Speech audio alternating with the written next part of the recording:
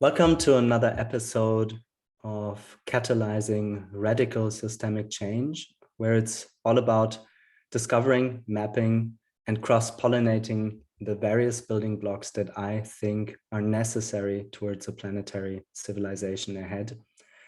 And today, my guest in the virtual room from Berlin-Prenzlauer Berg to the houseboat where he lives is Thomas Schindler. He coins himself simply T.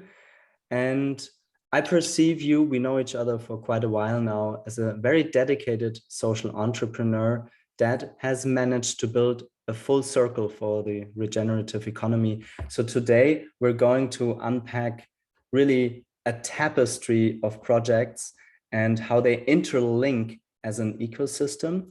And my main point of this episode today is that I want to inspire you as a listener that it is truly possible to contribute and make a difference. And like always in my podcast, I don't leave the human being outside the door, so to say. But my first question today for you, T, is what were the defining moments and maybe pivotal events that made you the human being that you are today? And also give the people listening an insight on how you perceive the world and how you shape your projects. Okay, big high bar, big questions. Thank you so much for having me, Alistair. It's a real pleasure to exchange these kinds of ideas in a more formal setting after our many conversations. So I'm really happy. Yeah, so you want to look into the human being first. Let's begin early. So I think the most important part of my configuration is our dinner table conversations at home when I was little. We talked primarily about two things: existential threats and the power of natural science to mitigate those.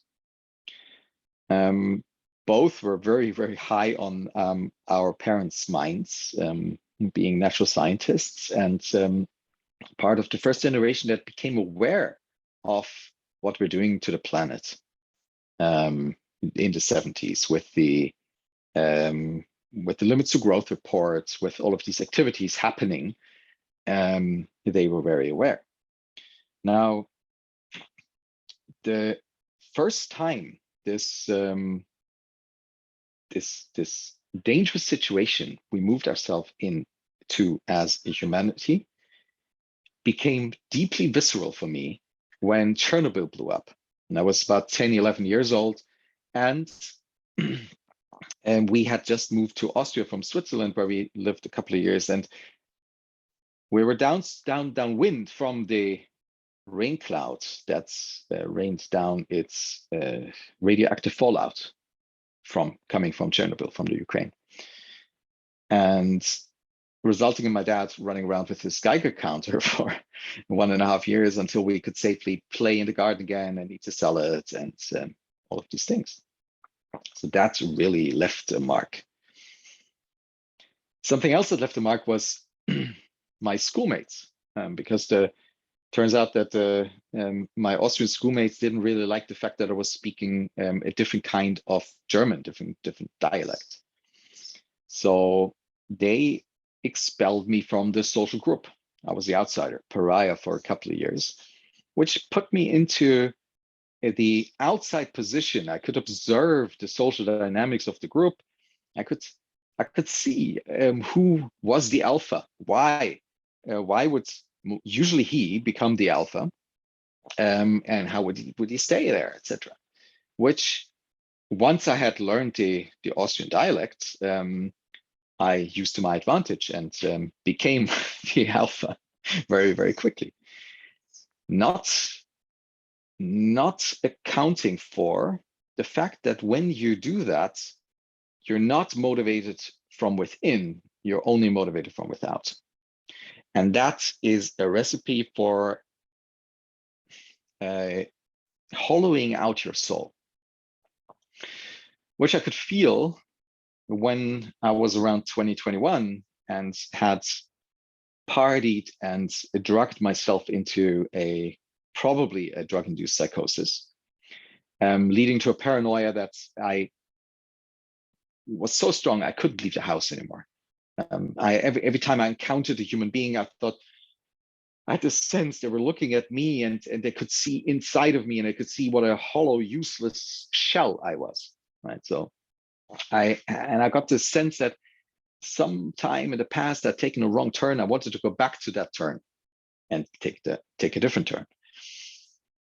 And since time travel physically is not impossible, I came up with a way of at least transporting my brain back into that time by reading all of the books I had read when I was around age 14.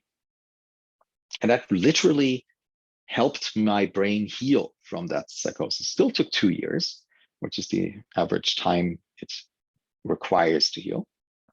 But what I took away from that is that you can actually shape the way you think. You can autopoetically create yourself by changing the heuristics of what Daniel Kahneman would call your system one, which is effectively what I did. And over the course of the years, I became much, much better at that. Another pivotal point came a couple of years later when my dad suddenly died. He was, my parents were in their holidays in southern France. He went on a hike and he was probably too curious. We don't exactly know what happened, but he fell into a 30-meter Gorge de la Nesque. That's the like canyon. And that I was about 25, 24 or something at that point. And what I realized just a couple of days after that was that I had always relied on him catching me if I fall. I had thought that I was standing on my own feet. I was stable, but I wasn't. I was relying on him to catch me. And that was a really deep shift in the way I saw the world. I couldn't rely on my mom. She was devastated for a bunch of years, actually relying more on me to help her through that crisis. So I was practically alone, and I had to really get my shit together. Right. So that's something else that really changed my life. And then the birth of my first child, my son, 2009, marks probably the final of a series of really important moments in my life. And it's important because I had to get out of the mode of fantasizing about and intellectually trying to understand how the world is wrong and what we should do and could do, and actually get to doing. The way I envisioned this was I wanted to be able to look this guy in the eyes when he's 14 and he asks me, dude, what did you do to solve the situation? And I needed to have an answer because I wanted the respect of my child. Right? And since just recently in the last half year, my mother died. So now I'm really practically alone, and our beautiful little daughter was born. So that's a renewal of all of these processes. So I think that's a whole bunch of pivotal moments of my life. So what is very interesting, and one of the features I really did not know is I'm a little bit younger than you, but I reckon we form part of the same age cohort. For me, truly, Chernobyl. I was 7 years old and I come from a gardener's family, was such a defining moment in my life because much like you know, we were forbidden to eat like anything in the garden, and all the fruits and all the veggies, you know, they were contaminated. And just because, you know, to mention how deep this goes, my parents, you know, kind of told me the truth. And when I came with the pictures from the deformed, babies from Mm. Ukraine. They expelled me from school, So, Seriously. and Wow. yeah. So it's really very interesting, how big the social pressure was, to Hmm. play Hmm. that down. Um, I wonder if we continue in your adulthood, and how do I imagine your first career steps?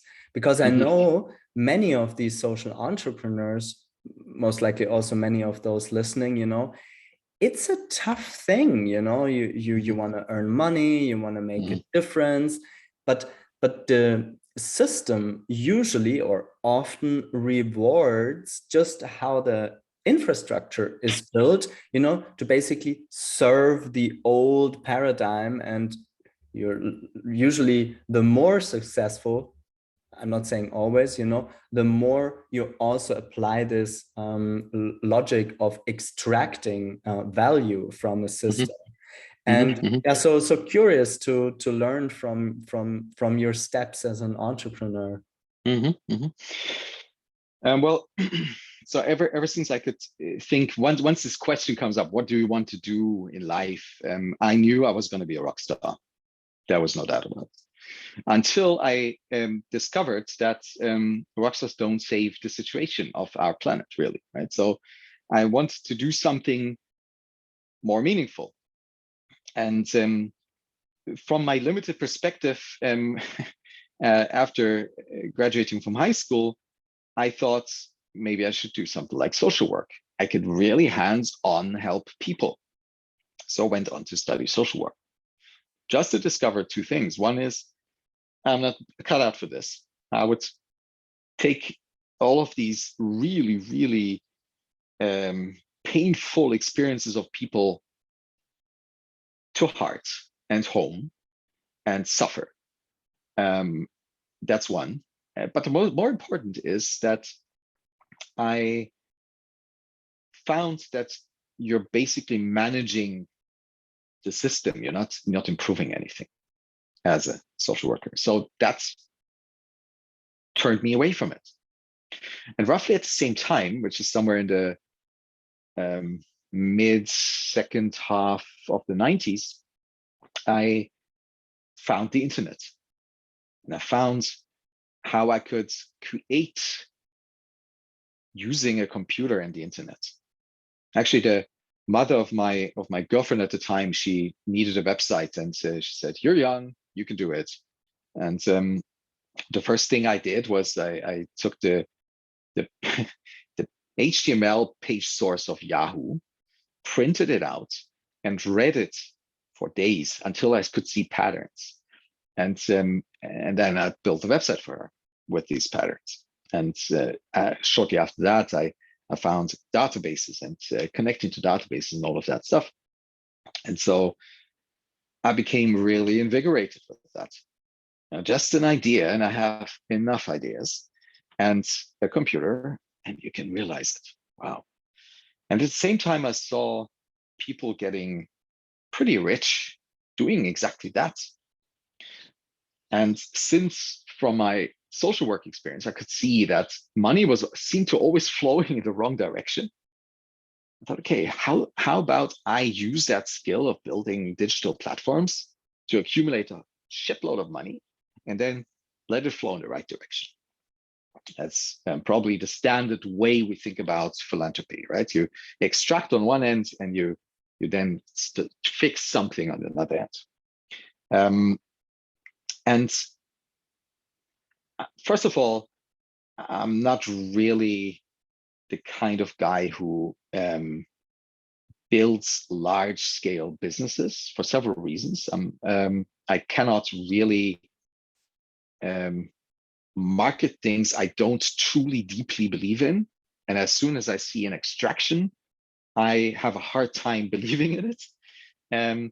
Plus, I was in the wrong environment. I was that there were maybe if I had been in some place like Silicon Valley, the story would have unfolded differently, but it didn't. So, no shitload of money to solve the situation. But what then happened was I had a software company after building several platforms just to give an impression, in '99 I built a thing called Stadtsein, that's city being, so to say, and that's basically a platform like Yelp. So '99 I built something like Yelp. In 2000 I built something like MySpace, etc. So these were the kinds of things I built, and out of that emerged a software engineering company. And in 2003, I found myself in a meeting with Ernst Welteke. He then was the head of the central bank in Germany, and Bernard Lietaer, who had been the head of the central bank in Belgium and one of the architects of the introduction of the euro. And what they wanted to do was to come up with a new currency somewhere in Germany, in Unterfranken, Berntal, the Berntaler. So that didn't happen for many political reasons, but my mind was blown. Right? These high finance dudes come up with a new currency out of thin air. And so Bernard was so nice to explain that mechanism to me, explain to me what money actually means. And it's, in hindsight, very embarrassing to say, but I had taken money just for granted. While I had grown up agnostic or atheist, so God didn't play a role, that was kind of like replaced by money. That was the overarching power that just is, right? It's like rain, it's just there. And I'd never asked the question, where does it actually come from? Can we change the shape of it? I just saw its negative consequences. Okay, so I understood that the way we have set up our financial systems constitutes a large portion of the way we exploit the planet and the people. And I can go into that for a long time. I'm going to hop over that now because I want to get to the points of the actual implementation of things. So for a couple of years, I started working on that. I started working on different kinds of complementary currency systems, building software platforms around that. And then finally, ending up at a point when my son was born, to decide I need a strong, solid platform to build these things. Because if I'm responsible for a child, for a family, I cannot just improvise my way through this like I had done the previous 15 years. So I started a software company called Delity, which is short for Deliver or Die, to remind ourselves that we want to use this as a platform to build things that we believe in. This is not a platform to maximize profits. This is not a platform to exploit. And we live that, right? We deeply live that. My partner and I, we every couple of months, we ask ourselves, are we still doing this? And if not, we close the company. And 2 or 3 times we were very close to that point, saying, okay, we're getting off track, dude, and we have to somehow get back. So we did. This also makes it very easy to say no to offers of acquisition, which we've had, right? We could have sold the company for large sums of money at points, but we didn't, because we did not want to betray the mission, nor our partners or employees or anybody, right? And it does serve as this platform.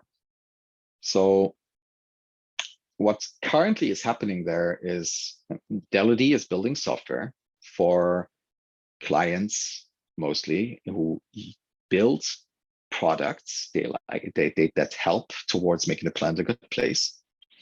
An example of that I like is with a large energy company in Europe. We built a system to make private charging stations public. So a bit like Airbnb. You Airbnb out your charging station for others, and you earn a little bit of money if others charge your cars in your charging station. And that's a beautiful project because it's technically demanding, challenging. It's really solving an issue. It's a lot of fun, right? That's the kind of projects we like doing. And then around that, that gives us the opportunity to do things that don't immediately give us any financial returns. And currently, there's 3+2 that constitute the early stages of what we hope will become a flywheel towards actually giving a even broader platform to people to build similar efforts on top. Yeah, so in as much as I understand it, so I did not know the name Delody stands for deliver or die. And I want to really honor your mission, because I see a lot of people, still staying more in that, creating cash on one side through extractive business models. And then, they have their pivotal moment and then they start something new. So I know from my own personal lived experience that it takes quite some stamina, time and again, to get back and say, no, I'm not taking this job because I don't believe in it. And even though it would pay, bigger invoices and create more money on that side, but staying true and aligned to your vision. The next question would then be to listen into the flywheel you're trying to create. Before we do that, I'd like to say something on that. And that's a painful process of building a platform like Delody. Because I think that's important to take into account, because you're totally dead on, right? This is not easy. And if your choice is an existential choice between, do I take this job or do I close the company or do we not pay salaries or something like that, it becomes really, really hard. And it was hard like that for a couple of years before it became stable. Delody is now almost 10 years old. And I would say it started becoming stable after 3 to 4 years. And usually I would say a business should be stable after 2 to 3 years. But it definitely was harder in the beginning, definitely. And there was enormous pain involved. But the pain of not succeeding felt bigger. So that's pushed us through that until we reached a state of equilibrium where we actually believe that this is a stable, small software shop, but that's doing just enough to allow us to do what we want to do, right? And that's the core question: what is enough? Be very clear on what is enough. Okay, so the flywheel.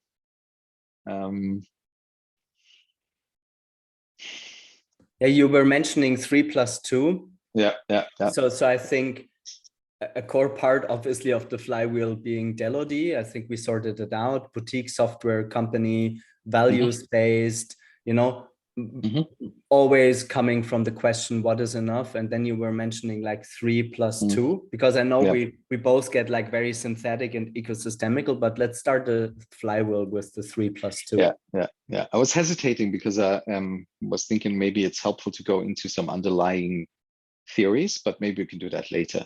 So one thing we do is we call it motherland. Motherland is an example, a lived example, hopefully soon lived example, of how we could think about a new kind of economic system. An economic system that is very locally bound in its physical domain, but still bioregional or even global in its non-physical domain.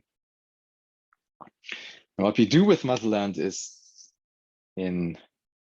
we bring African startups together with African farmers in rural settings, of course, that's where farmers are, to solve some of the most important issues that these farmers have in order to, in phase one, make them more successful in the traditional marketplace.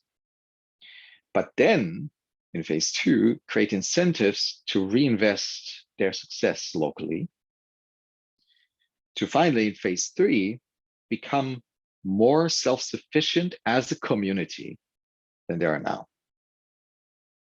Right. So that's the pathway that we want to build there. In which countries is Motherland based, and can you sketch the ecosystem a little bit, like? So for the last 2.5 years, we've been doing field research in Africa with led by an amazing group of roughly 50 Africans who are farmers, policymakers, entrepreneurs, etc., to identify what's actually needed. Led by 2 white dudes from Germany who just facilitate the process and never add content. Right, that's super important. It's fully owned in the IP is fully owned in Africa. What we really struggled with was getting financing for this. Actually, we were very close to ditching the effort in the beginning of the year. And since then, we have received funding for the first pilot of 300,000 euros.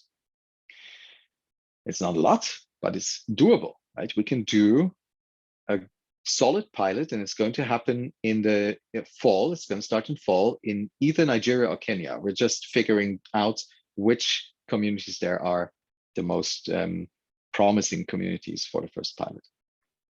Now, how you can envision that is there's a village of roughly 2,000 people.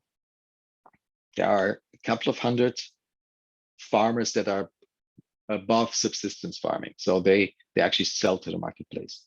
They have 4 main issues. One is access to market.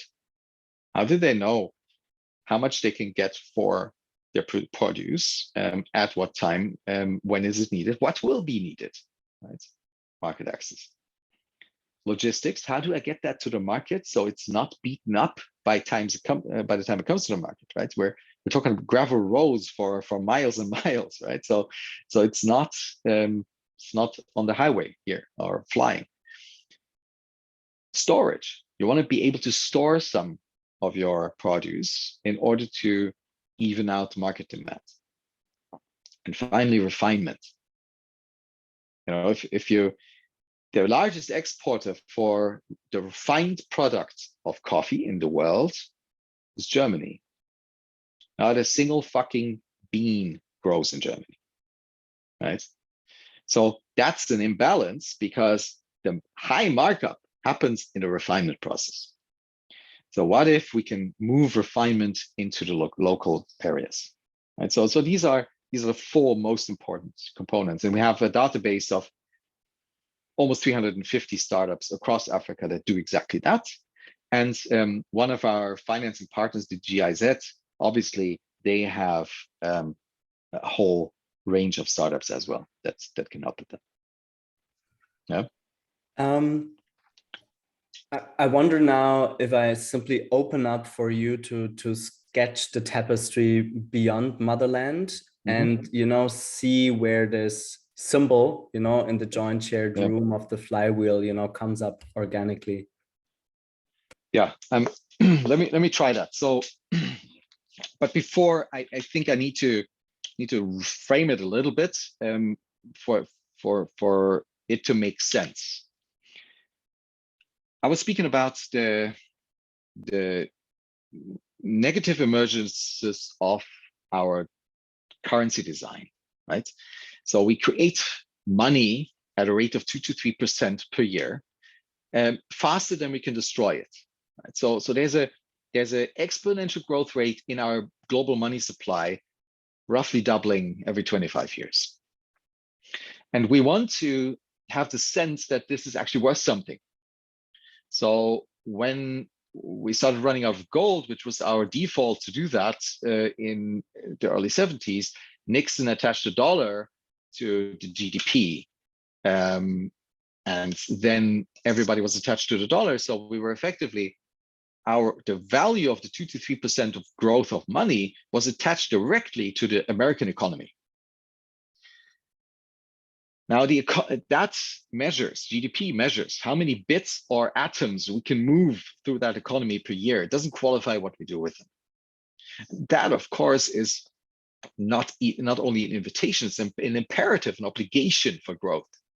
If you don't grow, your economy will falter. Your money will be devalued. Now, there's one level underneath that, which we often overlook and which is of crucial importance. We need energy to move atoms or bits. And this energy supply needs to grow by 2 to 3% every year as well. Currently, we're feeding ourselves 19 terawatts to run humanity. Now, this is possible because we stumbled over this fossil fuel battery. Now, this fossil fuel battery is creating very negative externalities, as we know. And at the same time, it's running out. It's becoming prohibitively expensive to mine for that stuff. And our default go-to answer is, oh, let's go renewable. But it turns out that even if we manage to invest the additional energy to mine for the rare earths we need to go renewable, and to build the infrastructure we need to distribute these new forms of energy, we would max out at 9 terawatts. That's less than half of what we do right now. Right? And it's a false assumption that we can become more efficient and go down to 9 terawatts in a system that has a growth obligation. We have been becoming more efficient over the years, incredibly so. That's called relative decoupling. But in our absolute decoupling, we're really, really bad. Our energy demand grows by 2 to 3% as well, right? So this constitutes, in combination with some design flaws in our democracies, a multipolar trap that is very, very hard to escape, right? And this is what makes what you addressed as the tough aspects of doing something like social entrepreneurship extremely hard, right? Because you effectively have to operate within a system while acting in a different kind of system because you're not fit to that extractive system. So the flywheel tries to come up with the components that are required to build a strong ecosystem that allows others to start building outside of, let's call it game A, right? Game A being that thing that constitutes the multipolar trap that's trapped into the multipolar trap, and game B something else, right? We don't know exactly what, but something else that we do afterwards. Okay, so I mentioned Motherland. Motherland as an example, as a test bed, as an experimentation ground. Then we run GITA, and GITA stands for Global Impact Tech Alliance, which my good friend Cecile Bilius, who's the spearheading impact investing in Israel for more than 30 years and is now turning Pitango, the largest fund in Israel, into an impact fund. And what we do with GITA is that we, after also more than 2 years of experimentation, we're now bringing together the most radical impact tech investors on the planet, the ones that can afford to build infrastructure for an entirely different system. They don't have the market pressures that force them to return on their investments after a couple of years. They can actually wait out until the system collapses and the current system, and have the infrastructural elements in place for the new system and emerge much, much stronger. It's slightly comparable, if you need a picture, to how people thought about Amazon in the 90s. Right now, Amazon is a global dominator. And just a bit more than 20 years ago, everybody was laughing Amazon out of the room, saying they won't even survive the turn of the millennium. It's a sunk investment, etc. So it's a similar kind of thinking. You see an entirely new paradigm, and you invest into the infrastructure of that new paradigm, regardless of whether it makes sense in the current. Right? That's the kind of investors we bring together and create products out of that of conversations within that very small group that are intended to help others to understand what's going on, and then direct their investments into that impact tech space as well of building infrastructure for a good future.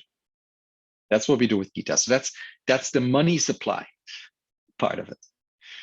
Now,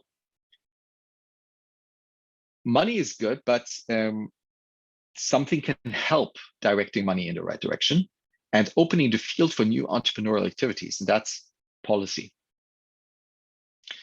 So with an initiative called the IRM, Initiative for the Regenerative Market Economy, we are opening the playground, the conversation around between society and politics around what is it actually that we want to do as a society? What does economy mean? How do we want it to be shaped in order to generate something like a good life? So that's the policy element of it. Now we have an example, we have money, we have policy. Now we need science. Right? Science, and that was the three first ones. These are functioning organizations. That's why I said 3 + 2, because the next two are in their still emerging phase. They're not functioning organizations yet, but we're working on that. So one is around gathering the scientists that work on new kinds of infrastructural solutions. And just give a feeling for what that might be is there are plants called hyperaccumulators that are capable of accumulating certain minerals. Meaning you can use plants for mining processes. You can actually then harvest copper from a plant. Being much more in tune, of course, with nature. Or you can generate electricity straight from water, sunlight, and algae. Very easy, very spreadable, very scalable, right? But this is in its infancy. We need to find new ways of learning, deeply learning from nature. Need to, as a society, invest into that, into directing scientific question asking towards a new form of technology. A form of technology is actually life-serving and in tune with nature. So that's what we call it. Nextness, might have a different name, is about. And then finally, of course, the doers. We can think and talk a long time. It's very tempting to be somewhere in a room with bright people and come up with these nice theories about what we could and should and must do. But we also have to do them. And this links back to something I wanted to say about social entrepreneurship, because to me, entrepreneurship is inherently a social thing. We just lost track for a while. If you look at the old founders 100 years ago, 150 years ago, most of them had their community in mind, had the responsibility in mind for the world, because they were an important part. They understood they were an important part of that. And so I call them just the doers, right? Or to go to the etymological foundation of entrepreneur is the undertakers, the people that do things in the world, right? So there's a place called the Pirates Academy where we find these people that can work under situations of scarcity, like a pirate did, with high creativity, to solve and develop things that are outside of the norm. And it's important to know that the first versions of some of the first versions of the modern democracy actually came from pirates. Pirates had health insurance. They needed to, right? If you lose a limb, then you needed to be sure that you would be taken care of. So the Pirate Academy is the bucket to find the doers, the people who can work under scarcity, find creative solutions. And it is really important to know and understand that pirates were the source of a lot of social innovation. Parts of our modern configuration for democracy come from pirates. Pirates had health insurance and pensions. They had female leaders and Black leaders at a time where that was absolutely impossible in the rest of the world, the rest of the Western world. Let's focus on that. So that's a lot of fun, but it's also still in its infancy. There are things going on in the background that are far too early to talk about to bring this flywheel to completion. But these are the types of organizations that constitute it. So example, money, policy, science, and entrepreneurs. So what are the main things that you're wrestling with currently at the moment when you see like the flywheel, you know, in yourself? What are the crucial components that need to click? Well, it's unfortunately still largely fueled by financial capital, because as you say, and let's stick to that terminology, people still are stuck in game A a lot. So we have to find sources of actually liberated money. That's what we call money that doesn't have to create a return on itself, to fund the needs of the people who can contribute to building these elements, right? Because we want to avoid being trapped in the exploitation game, which very quickly happens and is very, very hard to protect from when you try to use money that needs to create a return on itself. And parts of those can be solved by recalibrating the way you think about money and wealth, by defining your wealth as the input to a good life, and then coding them in different forms of capital: social, cultural, spiritual, intellectual, experiential, living, material, financial capital. And you can do some evaluation process and some counting dots on that, and then you figure out that financial capital is probably contributing to 10% of your wealth. Okay, good. Now you're under less pressure, but still you need some, right? So that's, I would say, the most important point that we need to solve right now in order to move this faster. So my only concern is speed. I know we can get this done. I know we can get this done without money, but we can move faster and broader and with more effect, with more money. That's my prime concern. Yes.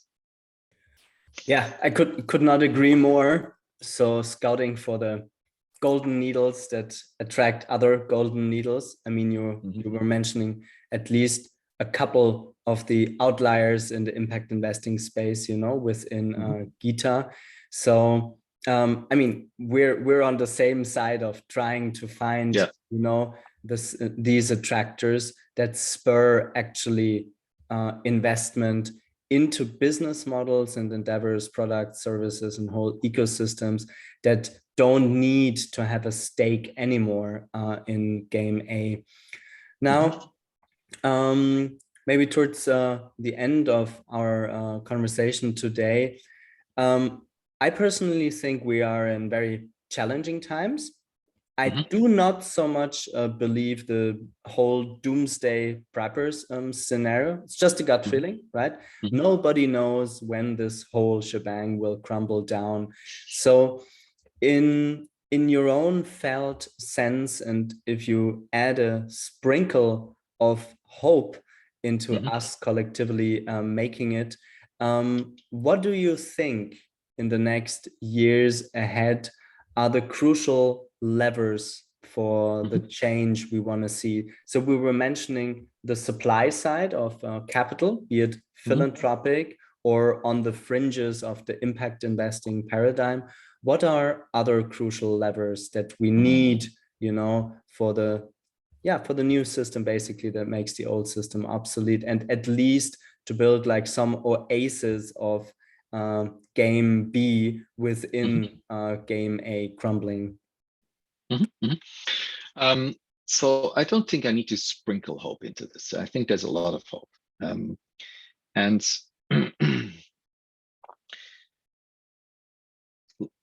I think everything is here. It just has to click into space, into place, and that can happen very quickly, just like you fall in love, right? It's not. It might be a gradual process leading up to that moment, like the gradual process leading up to the moment you're reading, you learn how to read. But it's a distinct moment where that happens, and it's unpredictable when it happens, but it's predictable that it will happen. One really important component to this is what I would call the soul set shift. We like to think about mindset shift. I had a conversation with my mom in a couple of days before she died. I asked her, what were things, concepts that you learned in your life that had a world view changing effect on you?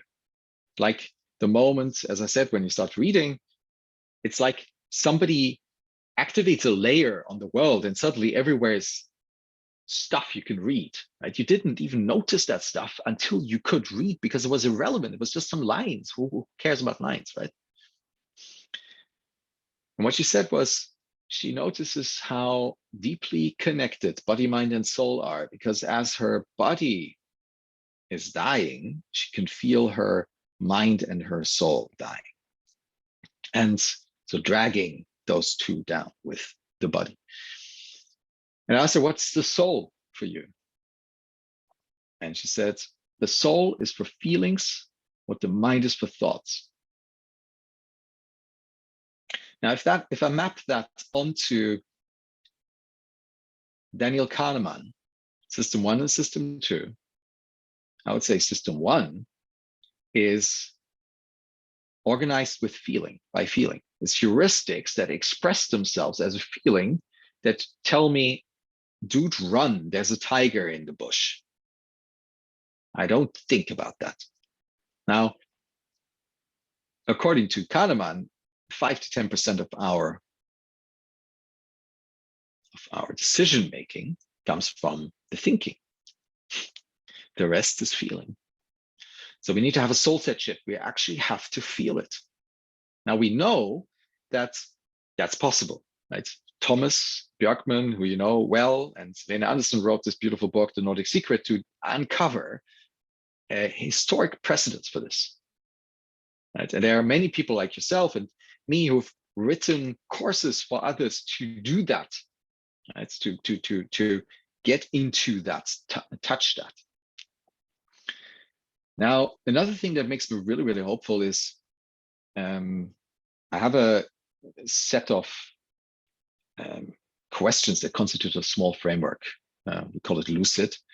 and a small platform called 50 Years Hence to describe a good world. How do you want to live in a good world? That emerged out of an exercise I did in the form of a little book to explain to myself what is a good world. Because if I want to build it, I need to know what it looks like, at least have some horizon, some glimpse at it. Now, I've had hundreds of conversations with people all over the globe around how they want to live. And it turns out it's not at all different. You can speak with kids from Africa or with leading business people or politicians from Europe, and they will come up with the same rough images, the same core. We want to live with people we like in a natural environment and care for the people and the natural environment. That makes up the most common denominator for all of those conversations.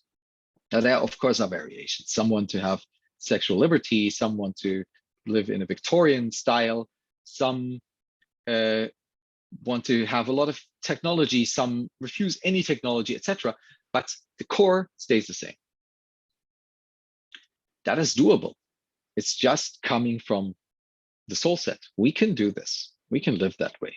Now, what we can also do on top of that is something hugely important. We can engage in a new form of global coordination that is facilitated by the latest digital technologies and communication technologies that allow us to use something Jeffrey West described in his book Scale, which is every doubling in size of a natural organism or a human-made organism, built environment, yields an increase in its efficiency.